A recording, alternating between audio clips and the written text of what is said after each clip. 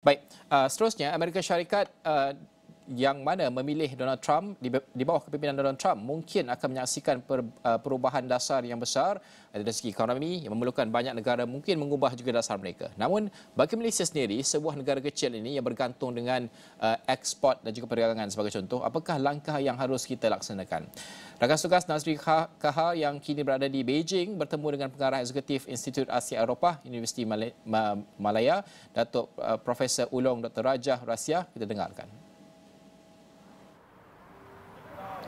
Kita nak mengetahui impak kepada kemenangan Donald Trump sebagai Presiden terbaru Amerika Syarikat kepada Malaysia khususnya dan juga kepada global. Jadi saya buat betul Profesor Ulong Datuk Dr. Rajah Rasya akan memberikan sedikit analisis beliau. Mungkin Prof, analisis awal kerana dunia menunggu dengan penuh debaran siapakah pemenang untuk pilihan raya presiden kali ini untuk Amerika Syarikat. Tetapi walaupun kita belum secara rasminya, tapi kita sudah sedia maklum Trump mendalui garis 270 kursi itu. Jadi adakah ini juga satu isyarat kepada ekonomi dunia ataupun ekonomi Amerika Syarikat ke mana hala tuju yang boleh kita lihat? Adakah kita boleh mengimbau ketika beliau menjadi presiden Amerika yang sebelum ini?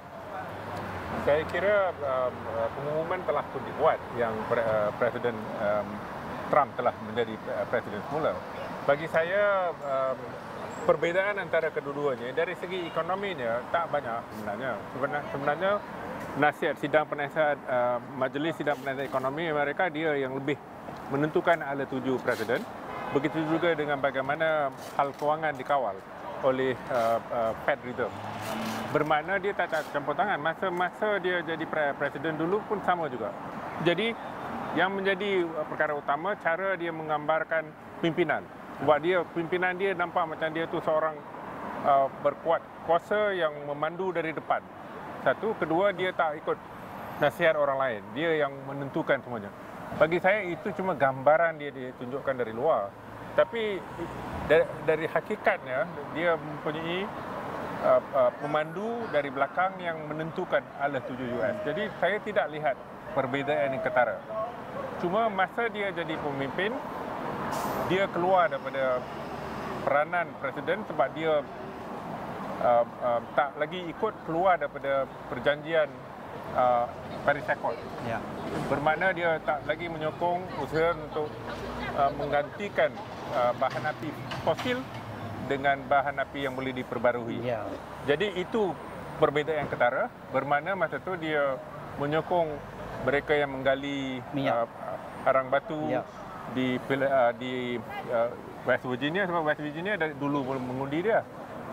Itu satu. Kedua, dia juga tak ada masalah dengan pelumbung penggali minyak katakan sebab dia sama sekali tak percaya dengan cerita bahawa dunia menghadapi kedudukan climate change.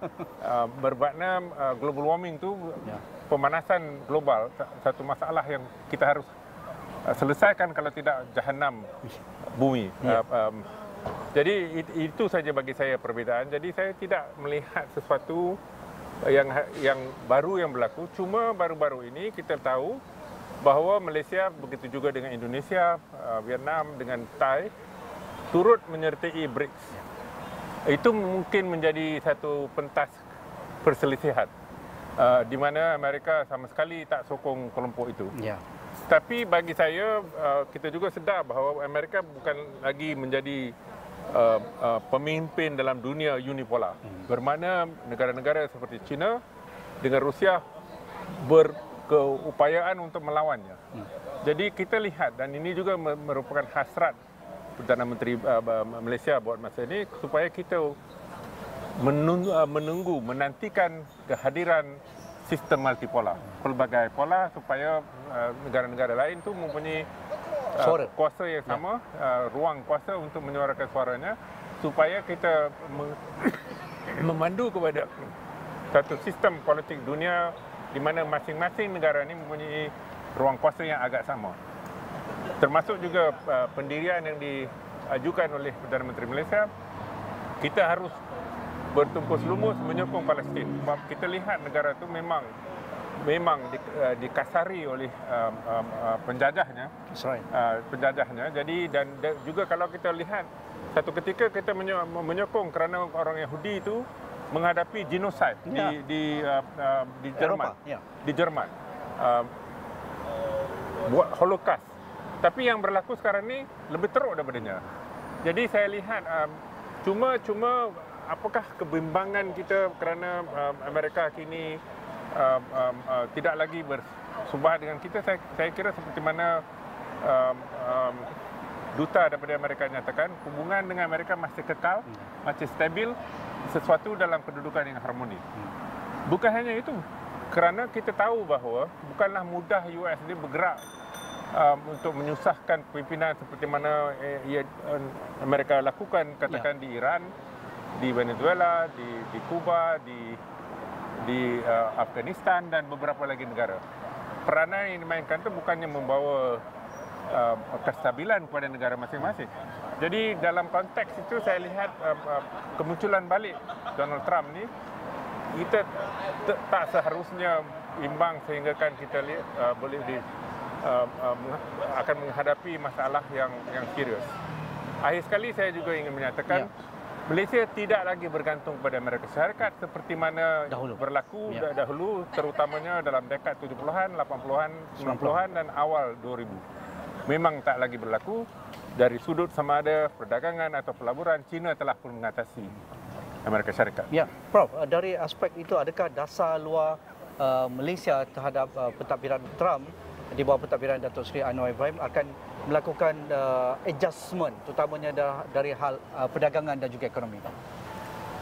Saya percaya tak juga, kerana kita harus sedar bahawa peranan Amerika Syarikat dari segi ekonominya tidaklah seluas seperti dulu. Wujud kemunculan negara China ini memang tidak boleh disingkirkan, tidak boleh diperkecilkan. China memang telah muncul sebagai sebuah negara dengan kuasa yang besar.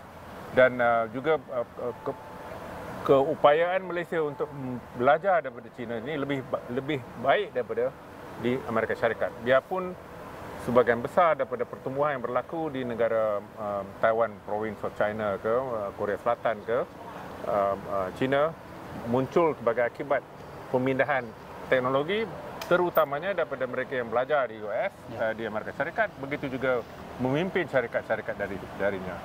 Tapi saya kira yang penting di sini ialah kita mengharapkan, seperti mana Perdana Menteri Datuk Seri Anwar pun menyatakan, kita mengharapkan kemunculan sistem multipolar. Pelbagai pola, kerana kita nakkan dunia yang sampai kepada satu tahap di mana kita boleh sebut wujudnya sistem kesetaraan, supaya semua negara ada suara. Prof, bagus sekali. Menjelang 2025 kita akan menjadi pengerusi ASEAN. Sekali lagi Malaysia akan dijadikan sebagai satu negara yang perlu diberi perhatian. Dan adakah kepengurusian ASEAN oleh Malaysia ini memberi sedikit advantage untuk Malaysia dan Amerika Syarikat, dan kita memang menjadi rakan dialog utama dalam ASEAN. Jadi adakah ini satu kesempatan untuk kita Malaysia menjadi pengikat bagaimana blok yang terkuat di rantau Asia ini memberikan kekuatan mengimbangkan kuasa China dan juga kuasa Amerika Syarikat? Saya lihat kedudukan atau kesempatan kerana Malaysia menjadi pengerusi ASEAN, pertubuhan ASEAN pada tahun 2025, itu memberi kesempatan untuk kita membawa balik peranan yang telah dimainkan oleh Malaysia dari dulu, berikutan dengan fahaman pendekatan yang diajukan oleh Soekarno dulu, pergerakan negara-negara berkecuali. Kita seperti mana saya telah nyatakan pagi tadi, kita melalui Allahyarham Tun Razak kita telah jadikan, kita mahukan Zokfan dijadikan asas pergerakan gelagat ASEAN. Jadi ini memberi pentas kepada Perdana Menteri Malaysia untuk berhubung berantara dengan Presiden Amerika Syarikat supaya kita dapat memindahkan suasana hubungan luar negara supaya Amerika turut terima pendirian Malaysia, bukannya, dan ini juga merupakan satu kekuatan Perdana Menteri. Perdana Menteri tidaklah marah semata-mata, selalu menekankan kita lihat kepentingan, kita lihat keadilan sosial mesti dijadikan asas hubungan antara negara. Jadi ini memberi kesempatan untuk negara Malaysia terus berjuang untuk mengukuhkan. Sebagai contoh Prof, Elon Musk, penyokong kuat Donald Trump dan di bawah pentadbiran kerajaan perpaduan ini boleh membawa Tesla walaupun pelaburannya tidak yang kita harapkan, tetapi memberi limpahan yang kita ingini. Adakah ini satu peluang juga untuk kita memacu ekonomi hijau dan juga kenderaan elektrik dan sebagainya? Satu, kita harus lihat bahawa kita harus terima bahawa manusia boleh berubah. Sebab Allah yang akhirnya menentukan apa yang berlaku kepada seseorang manusia. Jadi dalam konteks itu kita boleh juga harapan kita supaya Donald Trump berubah. Dan dalam konteks itu memandangkan pemilik Tesla ni, Elon Musk, sahabat Presiden Trump. Jadi saya kira itu boleh digunakan sebagai peluang kita merapatkan hubungan dengan Presiden Trump dengan hasrat, dengan harapan kita boleh lihat perubahan dalam pemikiran dan tindak tanduk daripada Presiden. Terima kasih Prof. Dan itu sedikit analisis awal impak kepada keputusan pilihan raya Presiden Amerika Syarikat iaitu kemenangan Donald Trump. Jadi pastinya ia akan memberi satu lanskap baru kepada dunia, khususnya negara kita Malaysia yang banyak peranan yang akan ditunggu-tunggu oleh masyarakat ASEAN misalnya, bagaimana Malaysia akan manuver ASEAN, Malaysia khususnya untuk melihat dua kuasa besar ini lebih seimbang sifatnya. Jumpa lagi, saya Nazri Kahar melaporkan dari Shanghai, China.